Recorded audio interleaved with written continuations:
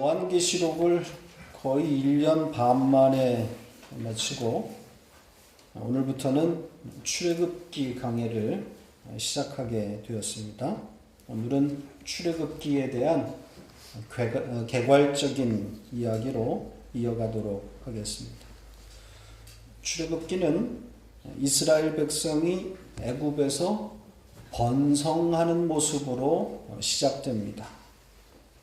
요셉을 따라 애굽으로 들어간 이스라엘 자손은 불과 70명에 이르지 않았는데 애굽 왕조가 3번 바뀌는 동안 이스라엘 자손은 애굽을 위협할 정도로 번성하여 강한 민족이 된 겁니다. 오늘 읽은 우리 1장 7절을 다시 한번 보시죠. 같이 읽겠습니다. 이스라엘 자손은 생육하고 불어나 번성하고 매우 강하여 온 땅에 가득하게 되었더라. 물론 이 구절은 창세기와 연결시켜서 해석해야 될 말씀입니다. 왜냐하면 창세기의 언어가 등장하잖아요.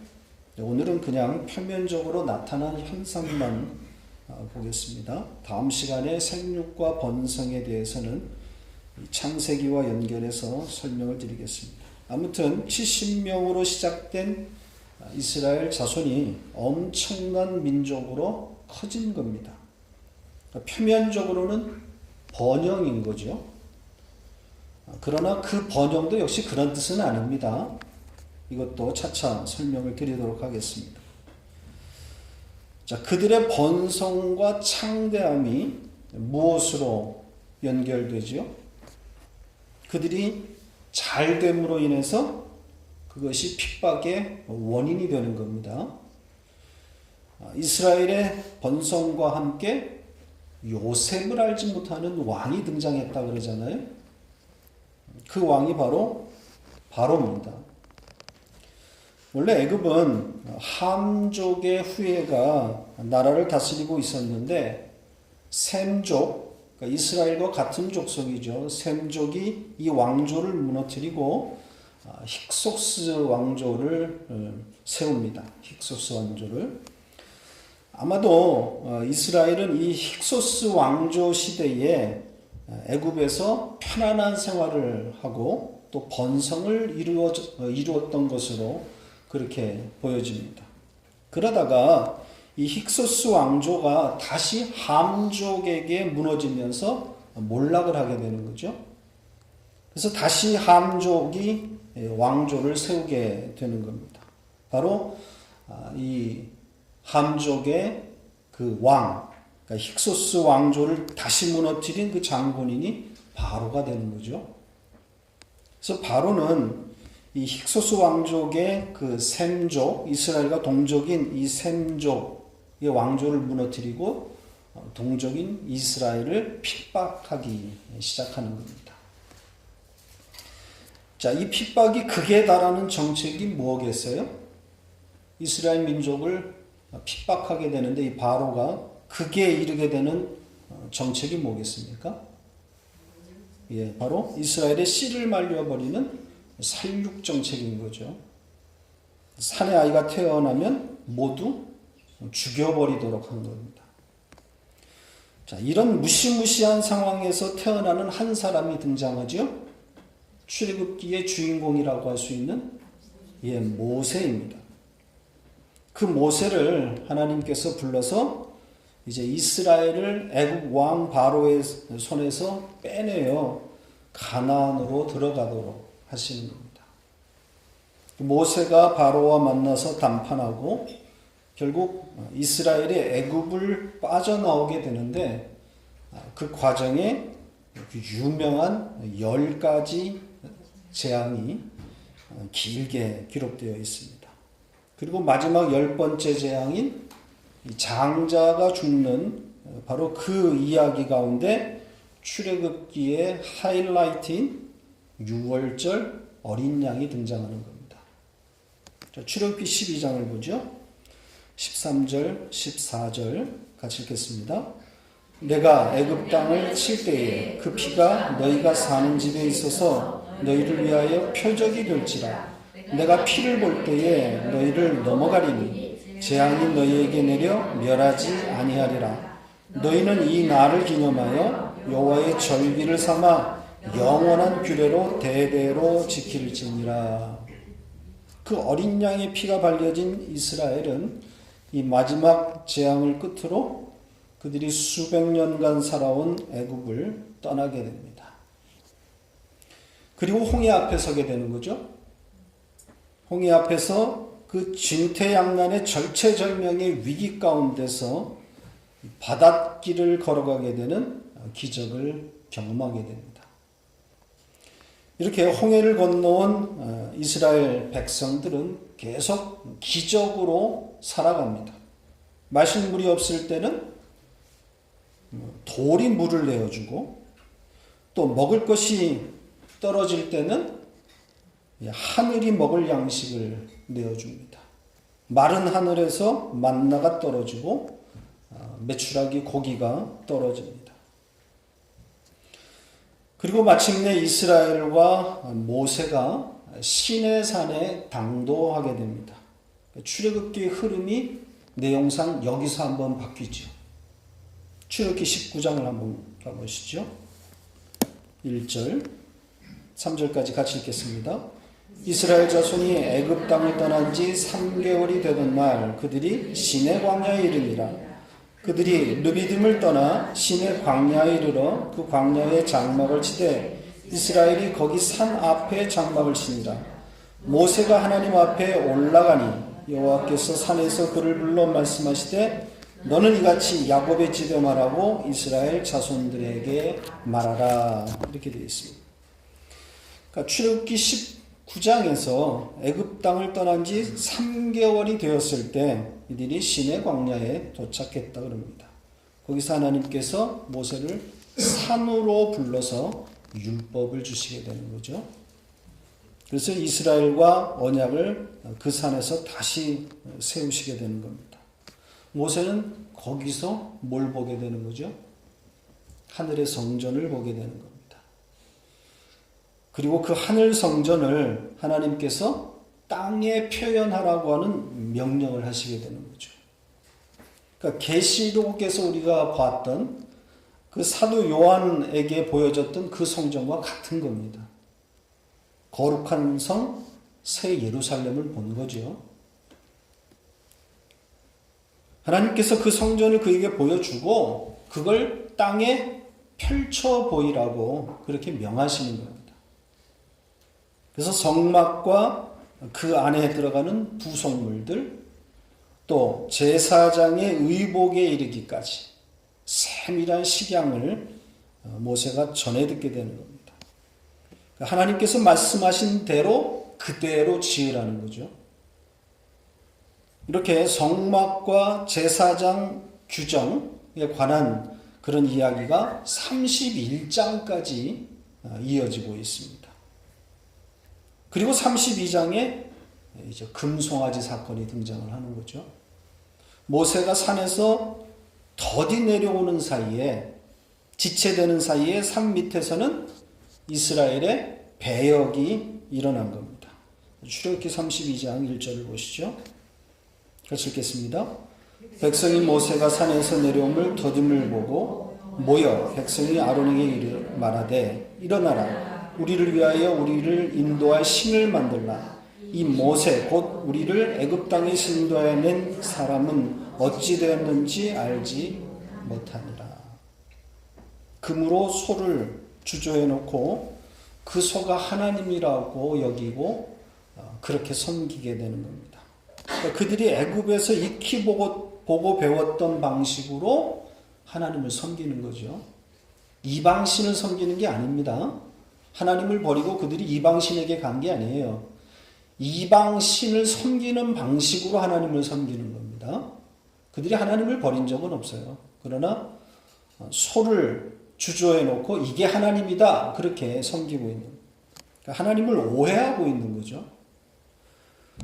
그러니까 하나님을 땅의 문제를 해결해 주는 풍요의 신, 즉 바알과 같은 신으로 여기고 있는 거예요. 자, 이 반역 행위에 대해서 하나님의 징계가 등장하고 이제 다시 모세를 산으로 불러 언약을 세우시는 거죠. 그리고 이 출애굽기의 마지막 내용은 이제 모세가 하나님께 들은 대로 성막과 또 성막의 그 부속물들을 만들고 또 제사장을 세우는 그런 이야기가 계속 이어집니다. 자, 이상이 출애굽기의 대략적인 내용입니다.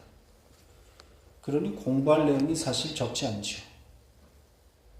특히 이 성소에 대한 성막에 대한 내용이 반복적으로 많이 등장하기 때문에 좀 지루해질 수도 있습니다. 보통 우리가 성경을 연초가 되면은 시작을 하고 창세기는 잘 읽어 넘어가지만 출애굽기도 초반까지는 잘 가다가 바로 이 부분에서 막히게 되는 거죠. 성소 이야기가 나오고 또 거기에 식양에 대한 이런 이야기가 나올 때 좀 늘어지는 경향들이 있잖아요. 우리가 한 장 한 장 공부해 가면서 가능한 한 늘어지거나 지루해지지 않도록 좀 노력해 보도록 그렇게 하겠습니다. 자, 그럼 출애굽기를 읽어가는 데 있어서 가장 중요한 점이 뭘까요? 출애굽기를 어떻게 읽어야 제대로 읽는 걸까요? 육적 출애굽, 표면적으로 나타난 이 육적 출애굽을 영적인 출애굽으로 읽혀져야 되는 거죠. 어린 양 예수 그리스도의 피가 발라져서 애굽을 떠나 가나안으로 들어가게 되는 이 출애굽기, 이것은 하나님의 백성들의 구원 이야기가 고스란히 담겨져 있는 겁니다. 그러니까 신앙생활이 무엇인지를 정확하게 말하고 있는 그런 책이에요. 아브라함의 후손인 이스라엘을 애굽 땅에다가 집어넣고 그곳에서 다시 빼내어 가나안으로 집어넣는 이야기 아닙니까? 택함받은 하나님의 백성을 이 땅에 보내시는 것과 같은 이야기예요. 묵식 가운데 창세전에 이미 구원받은 하나님의 백성을 하나님이 이 세상에 보내시지 않습니까? 우리가 그렇게 온 거 아닙니까? 그런데 하나님의 백성들만 이 세상에서 버거운 것을 경험하게 된단 말이죠. 하나님의 백성이 아닌 자들은 그걸 몰라요. 이 세상이 전부이고 이 세상에서 잘 살고 잘 되는 것, 행복한 것이 인생의 목표란 말이죠. 간혹 내세나 종교를 말하는 사람들도 있으나 그것조차도 결국은 이 세상살이를 위한 것이란 말이죠. 이 세상을 좀 더 고상하게 살고자 애쓰는 거예요. 그런데 하나님의 택한 자들은 이 세상에서 자꾸 벼랑 끝으로 몰리는 일이 생긴단 말이죠. 번성하다가도 또 이 세상에서 잘 나가다가도 훅 하고 추락한단 말입니다. 마치 이스라엘 백성이 애굽에서 번성하여 강한 민족이 되었지만 요셉을 알지 못하는 왕이 등장해서 그들을 벼랑 끝으로 몰아가는 것과 같아요. 왜 이런 일이 생기는 거죠? 애굽에서 떠나야 할 운명이기 때문인 거죠. 이 세상이 내가 살 것이 아니기 때문인 겁니다. 벼랑 끝으로 몰리지 않으면 애굽을 떠나지 않는단 말이죠. 애굽이 자기들의 집이 아니라는 것을 까맣게 잊고 산단 말입니다. 하나님께서 애굽의 아브라함의 후손들을 집어넣은 것은, 이스라엘을 거기다 넣은 것은 그 땅에서 번성하라고 넣으신 게 아니에요. 번성이 목적이 아닙니다. 애굽이 그들의 집이 아니라고 하는 것을 알게 하시기 위해서 넣으신 거죠.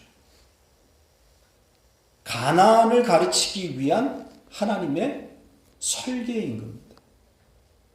애굽에 넣고 번성을 시켜서 거기가 내 집이 아니라 가나안이 우리의 집이다라는 것을 가르치기 위한 하나님의 계획이란 말입니다. 유월절 어린 양에 의해서 살아난 하나님의 백성은 애굽을 떠나는 것이고 가나안으로 행진하는 것임을 가르치기 위함이에요. 그래서 애굽에서 일어난 그 장자의 죽음을 우리가 어떻게 피하게 되었는지, 또 그렇게 살아난 하나님의 백성은 어디를 향해서 행진해야 되는 것임을 가르치고 있는 겁니다. 우리가 이미 배운 바 있는 창세기와 비교해서 조금 더 부연해 드리겠습니다. 혹자는 창세기가 언약을 말하는 책이라고 한다면 출애굽기는 그 언약이 이 땅에서 어떻게 펼쳐지는지를 담고 있는 책이다 이렇게 말합니다. 그러니까 창세기는 언약의 책이고 출애굽기는 그 언약이 이 땅에서 어떻게 실현되고 있는지를 말하고 있다는 거죠. 일면 그렇게 보이는 부분도 있습니다. 그러나 저는 조금 다르게 생각합니다. 창세기와 출애굽기는 공이 같은 이야기를 하고 있다고 생각합니다. 창세기가 어떻게 전개되고 있죠? 언약이 어떤 그림으로 등장합니까? 아담이 선악과를 따먹자 어떤 일이 생겼어요? 네, 눈이 밝아졌다 그랬습니다. 눈이 밝아지고 그가 첫 번째 알게 된 게 뭡니까? 예, 자기 벗은 것을 악이라고 판단한 거죠. 창세기 3장 6절로 8절입니다. 같이 읽겠습니다. 여자가 그 나무를 본즉 먹음직도 하고 보암직도 하고 지혜롭게 할 만큼 탐스럽기도 한 나무인지라. 여자가 그 열매를 따먹고 자기와 함께 있는 남편에게도 주매 그도 먹은지라. 이에 그들의 눈이 밝아져 자기들이 벗은 줄을 알고 무화과 나무 잎을 엮어 치마로 삼았더라. 그들이 그날 바람이 불 때 동산에 거니시는 여호와 하나님의 소리를 듣고 아담과 그의 아내가 여호와 하나님의 낯을 피하여 동산나무 숨은지라. 자, 그들이 하나님을 피해서 세상 한복판에 주저앉아 버리죠.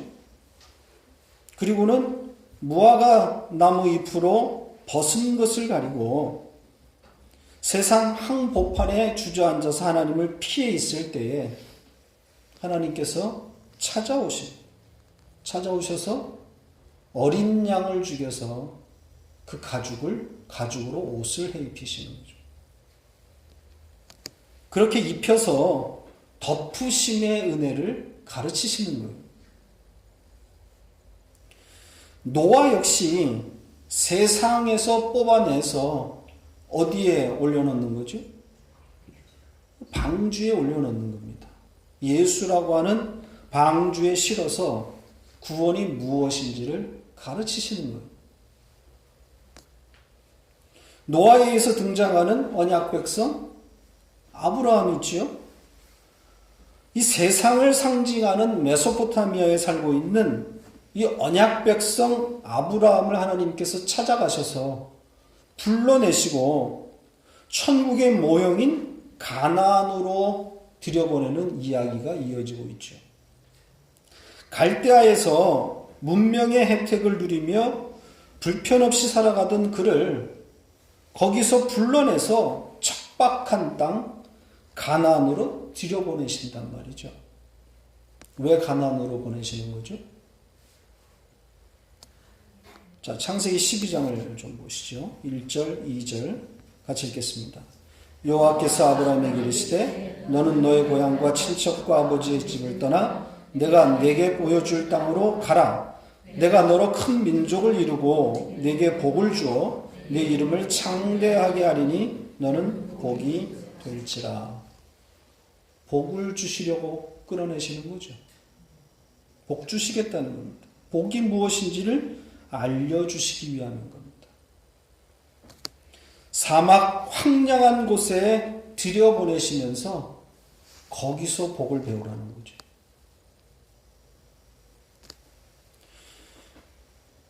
그들이 가는, 아브라함이 가는 이 가나안 땅은 그야말로 척박한 땅입니다. 이 아브라함이 살았던 갈대아와 비교하면 정말 황량한 곳이에요. 왜 거기에 들여보내시는 거예요? 거기서 복이 무엇인지를 가르치시겠다는 거예요. 진짜 복이 무엇인지를 가르치시는 거죠. 가나안 땅 그 자체는 사실 아무런 의미가 없어요. 지금 말씀드린 대로 그 땅은 풀 한 폭이 제대로 나지 않는 곳이란 말이죠. 하늘에서 비를 내려주시지 않으면 당장 굶주리게 되는 곳이란 말이죠. 그런 곳에 넣어서 하나님만 바라볼 것을 배우게 하시는 거예요. 하나님이 돕지 않으면, 하늘이 돕지 않으면 우리는 살 수가 없구나.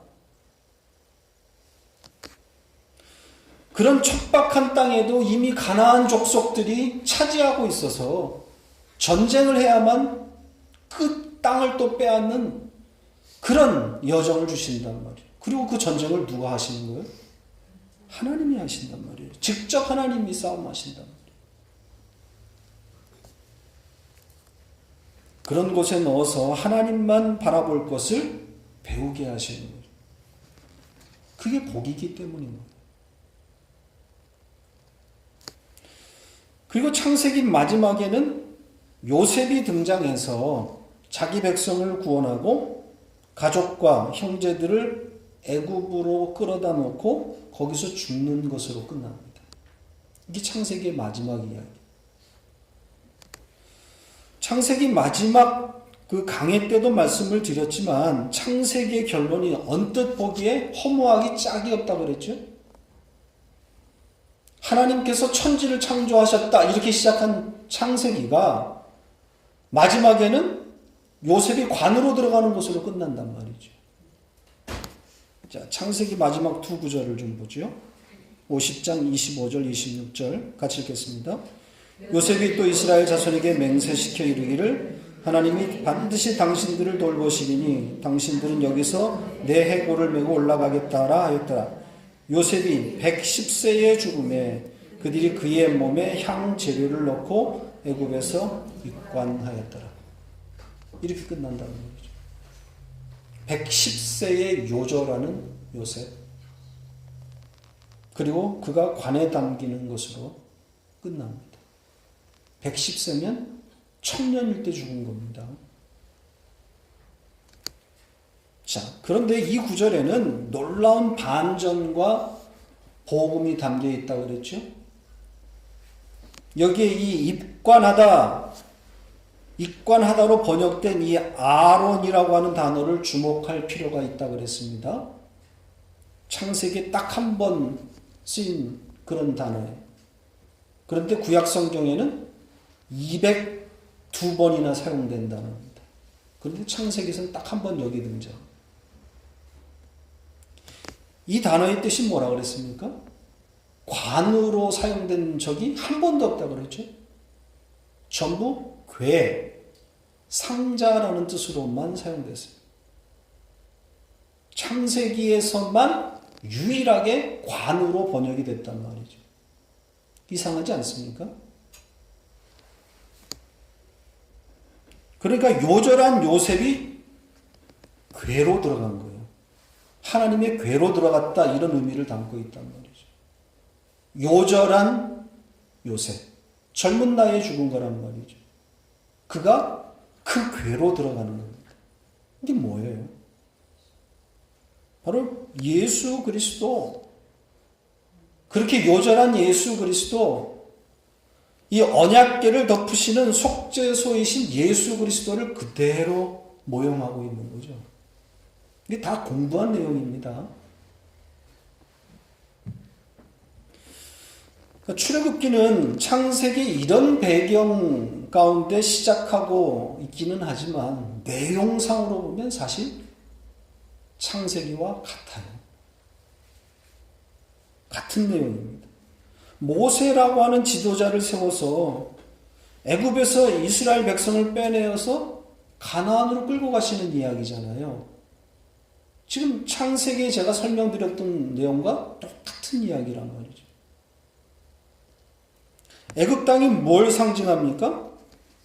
예, 세상입니다.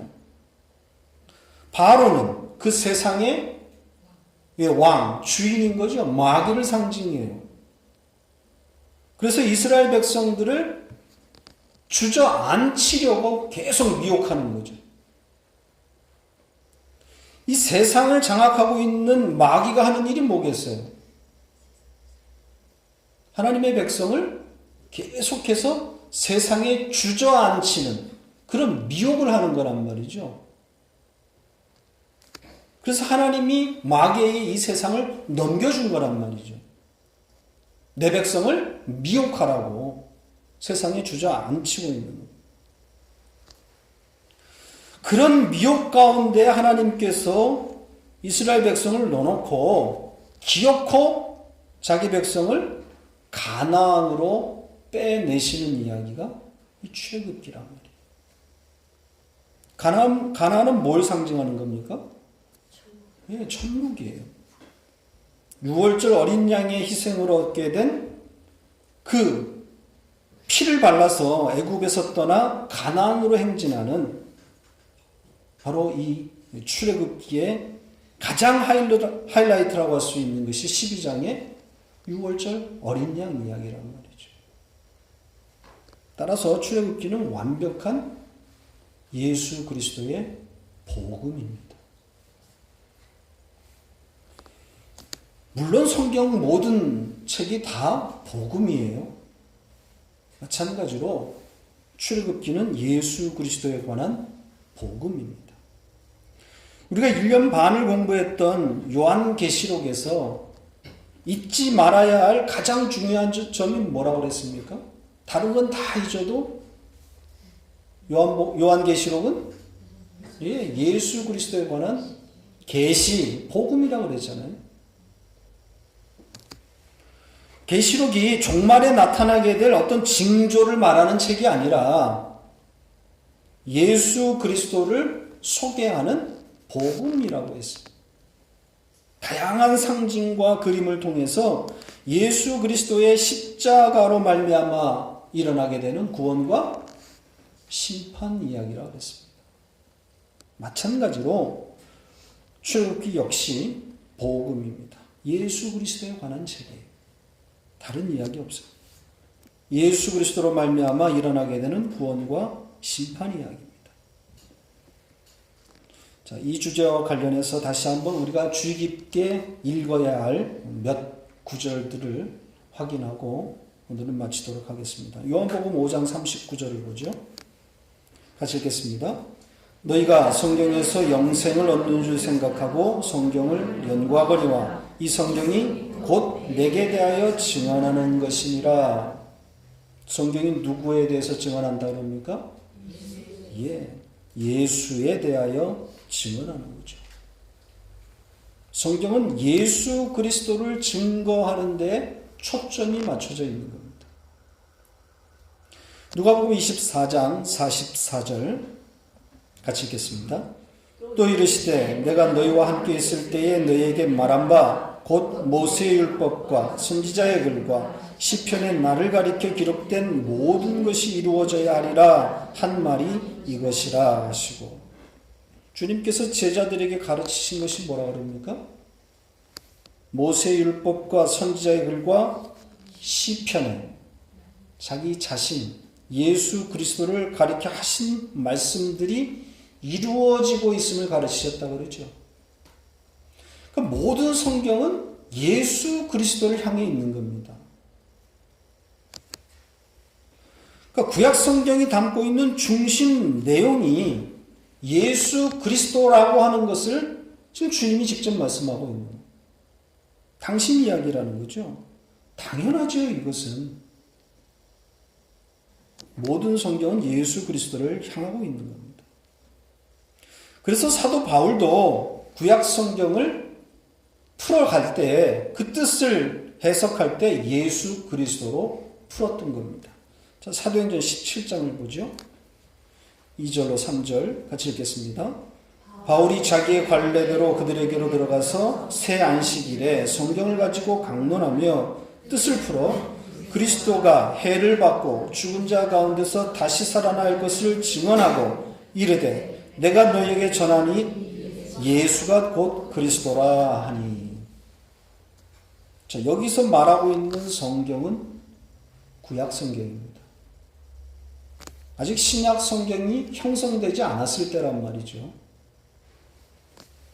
그러니까 구약 성경밖에 없는 상황에서 사도들은 그 성경을 가지고 예수 그리스도를 전했단 말이죠. 지금 우리처럼 신약 성경을 갖고 있지 않아요. 다만 그들의 눈으로 목격했을 뿐이고 예수 그리스도에 관하여 다 알고는 있었지만 아직 책으로 갖고 있지는 않단 말이죠. 그들이 갖고 있는 성경은 구약 성경밖에 없어요. 그 구약 성경을 가지고 예수 그리스도를 증거했단 말입니다. 어떻게 전했겠어요? 모형과 그림자로 표현되어 있는 것들을 예수라고 하는 실체로 그 뜻을 풀어낸 겁니다. 자, 히브리서 8장 4절, 5절 같이 읽겠습니다. 예수께서 만일 땅에 계셨더라면 제사장이 되지 아니하셨을 것이니 이는 율법을 따라 예물을 드리는 제사장이 있으니라. 그들이 섬기는 것은 하늘에 있는 것의 모형과 그림자라. 모세가 장막을 지으려 할 때에 지시하심을 얻음과 같으니 이르시되 산과 모든 것을 산에서 내게 보이던 본을 따라 지으라 하셨느니라. 구약의 제사장들이 섬겼던 그 성소와 부속물들은 모두 하늘에 있는 것들의 그 본의 모형과 그림자라고 하죠. 모형과 그림자는 그것의 실체가 따로 있다는 것을 암시하고 있는 거죠. 그러니까 실체가 아니라 그 실체를 담고 있는 상징이라는 뜻이에요. 모형과 그림자는. 그러니까 모세가 시내산에서 지시하심을 받은 것도 마찬가지라고 지금 말하고 있는 거죠. 그러니까 하나님은 이 땅에다가 모형과 그림자를 지으라고 명령하신 거예요. 그러나 모세는 실체를 본 거지요. 사도 요한도 이 모형과 그림자 이 단어 대신에 어떤 단어를 써서 같은 의미를 전달하려고 했습니다. 어떤 단어를 썼을까요? 모형과 그림자와 같은 그런 의미를 담고 있는 단어 뭐죠? 그렇습니다. 표적입니다. 이 기적이란 단어를 쓰지 않고 표적이란 단어를 사용했다 그랬죠? 요한복음에만 이 표적이란 단어가 17번이 등장합니다. 신약 성경에 표적이 77번이 등장을 하거든요. 그런데 그 중에 24번을 요한이 사용했습니다. 요한복음에 17번, 요한계시록에 7번, 총 24번, 거의 3분의 1을 사도 요한이 사용합니다. 자, 요한복음에 그 표적이란 단어가 등장하는 구절을 첫 구절을 보죠. 요한복음 2장 11절 같이 읽겠습니다. 예수께서 이 첫 표적을 갈릴리 가나에서 행하여 그의 영광을 나타내시매 제자들이 그를 믿으니라. 갈릴리 가나에서 일어난 사건을 첫 표적이라고 소개하고 있죠. 예수님께서 행하신 첫 기적 사건, 그건 아닙니다. 아시는 대로 요한복음에 기록된 이 첫 표적 가나의 혼인잔치는 다른 복음서에는 전혀 기록이 안 돼 있어요. 그러니까 요한복음에서 요한이 쓰고자 한, 그가 끌어다 쓴 첫 번째 사건이라는 그런 뜻이에요. 예수님께서 역사상에 첫 번째로 행하신 기적이다, 그런 말이 아니라 이 말입니다. 아무튼 이 갈릴리 가나에서 일어난 그 사건인데 어떤 내용이죠? 네, 혼인잔치에서 술이 떨어지는 흔치 않은 상황이 벌어지고 예수께서 물을 포도주로 바꾸신 그 기적을 말하고 있는 거죠. 이 사건을 사도 요한이 보도하면서 기적이라고 하는 단어를 쓰지 않고 표적이라는 단어를 사용했단 말입니다. 이 표적, 세메이온이라고 하는 이 단어의 뜻은 사인, 암시, 혹은 간판 이런 뜻이에요. 그러니까 어떤 실체를 암시하고 있는, 담고 있는 그런 상징이다 이런 의미예요. 실체는 아니다라는 거죠. 실체는 따로 있다라는 의미를 갖고 있는 게 표적이란 단어예요. 우리 교회 들어오는 게이트 옆에 서머나 교회 간판이 있습니다. 그렇죠? 잘 보입니까? 거기에 서머나 교회라고 써져 있지만 그 간판이 교회는 아니란 말이죠. 서머나 교회라고 하는 실체는 따로 있단 말입니다. 서머나 교회는 뭐예요? 어디입니까? 어디에 있는 거예요? 간판에 있는 게 아니죠. 서머나 교회는 지금 여기 하나님의 백성들이 모인 여기가 실체란 말이죠. 이게 서머나 교회예요. 그러니까 그 간판은 아무 의미가 없는 거죠. 여기까지 안내해주고 끌어오는 그 역할만 하고 있는 거예요. 그 간판을 가지고 교회라 그러지는 않는단 말이죠. 그러니까 이 간판이 세메이온이고 여러분들이 실체란 말이에요. 그러니까 기적이라고 하는 그림으로 나타난 이 가나의 혼인잔치, 그 사건 자체는 아무 의미가 없는 거예요. 그 기적이 담고 있는 다른 의미가 있다는 거죠. 실체가 있다는 거예요. 그러니까 눈에 보이는 그 기적은 그 사건이 담고 있는 의미에 의해서 그 기적은 기각당해야 되는 거예요. 아무 뜻 없어요. 실체가 뭡니까? 예수 그리스도에 의해서 완성되는 천국의 혼인잔치라고 하는 것이 실체란 말이죠. 그걸 가르쳐 주기 위해서 기적이 펼쳐진 것뿐이란 말입니다. 그러니까 실체가 오게 되면 그 표적, 그 간판 이런 것들은 다 기각당해야 되는 거예요. 예수 그리스도가 이렇게 다 계시로 우리에게 폭로돼 버리면 그 이전에 그런 표적들은 없는 거란 말입니다. 그러니까 지금 기적을 따라가는 사람들은 전부 모형과 그림자를 붙들고 있는 거란 말이죠. 하나님이 우리에게 기적을 보여주실 이유가 없는 겁니다. 그 기적을 통해서 예수를 가르쳐 주려고 했던 거란 말이죠. 근데 그 예수가 와버렸어요. 다 드러내셨단 말입니다. 그리고 성경에 기록을 했단 말입니다. 목격자들에 의해서. 저자들에 의해서. 그러면 새로운 어떤 기적이 일어날 이유가 없는 거죠. 실체가 와버렸으니까. 기적을 붙들고 기적을 말하는 사람들의 그 단골 메뉴가 있어요. 그게 뭡니까? 왜 기적이 필요하다 그럽니까? 그 기적을 통해서 예수를 믿게 된다고 생각을 하는.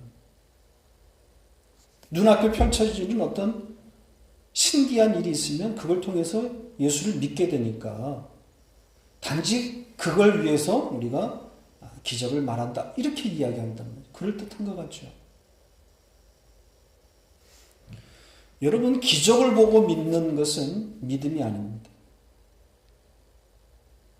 여러분, 기적이 여러분 눈앞에 펼쳐지면 정말 금리발로 바뀌고 팔이 쭉쭉 늘어나고 짝이 안 맞던 다리가 짝이 맞고 안진뱅이가 일어나고 소경이 눈을 뜨고 병든 자가 일어나면 여러분 눈앞에 지금 그런 일이 펼쳐지면 그거 믿겠어요? 안 믿겠어요? 예? 아, 믿지요.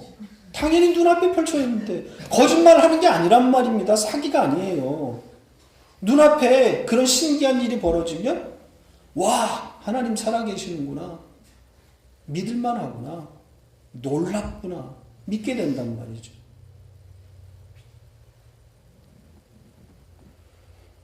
눈에 보이는 그것에 의해서 믿게 되는 그 믿음은 성경이 말하는 믿음이 아니에요. 그건 누구나 다 믿는 거예요. 눈앞에 펼쳐졌기 때문에 안 믿을 수가 없는 거죠. 여러분들이 왜 기적을 기대하십니까? 왜 그 기적이 일어나는 집회에 가시죠? 왜 능력을 행한다는 분 앞에 머리를 숙이고 기도를 받으려고 그러죠? 이유가 뭐예요? 믿음을 얻기 위해서죠. 이 능력과 이 기적을 체험함으로 내 믿음이 굉장히 커질 거다라는 그런 기대를 갖고 가는 거예요. 좀 더 잘 믿어보겠다고 사실은 가는 거예요. 그래서 눈앞에 그런 일들이 펼쳐지면 뭐 예언 기도를 받고 뭐 방언이 터지고 뭐 입신을 해서 하늘을 보고 이러면 자기 믿음이 굉장히 커졌다라는 그런 착각 속에 빠지게 되는 거예요. 왜? 눈앞에 보였으니 신기한 일들이 일어났어요. 잘못 알고 있는 거죠. 이건 모형과 그림자. 예수가 오기 전에, 예수가 우리에게 계시되기 전에 하나님이 사용했던 수단들이란 말이죠. 지금은 그렇게 보고 믿는 게 아니란 말이죠. 성령께서 우리에게 눈을 뜨게 하시고 깨닫게 하시고 성령께서 믿음을 주셔서 보이지도 않고 만져본 적도 없는 그 예수를 믿게 되는 거란 말이죠. 기적은 단지 모형이고 그림자이고 표적일 뿐입니다. 실체가 오시면 다 기각당해야 되는 것들이. 또 이 출애굽기를 읽는 데 있어서 이 곁길로 빠지는 사람들이 많아요. 특히 이 시대의 이 강단, 이 교회 강단에 지금 최고의 어떻게 보면 유행은 설교의 적용입니다. 모든 설교에 적용이 있어야 된다고 말합니다. 우리가 설교를 듣고 뭔가 실천해야 할 혹은 뭔가를 붙들고 가야 할 어떤 적용이 있어야 된다라고 생각을 한단 말이에요. 그러다 보니까 모형과 그림자만 붙들고 가는 경우가 많고 또 그 성경의 인물들을 연구해서 그 인물들을 본받자 하는 쪽으로 흘러가게 되어 있단 말이죠. 아브라함을 본받자, 모세를 본받자. 모세처럼 리더십을 가지고 좋은 리더가 되자. 이렇게 간단 말이죠. 실체이신 예수 그리스도를 못 보는 거예요. 모세가 예표하고 있는, 모세가 담고 있는 예수 그리스도를 못 보고 있는 거죠. 엉뚱하게 그냥 모세만 붙들고 있는 거예요. 모세처럼 됐으면 좋겠다.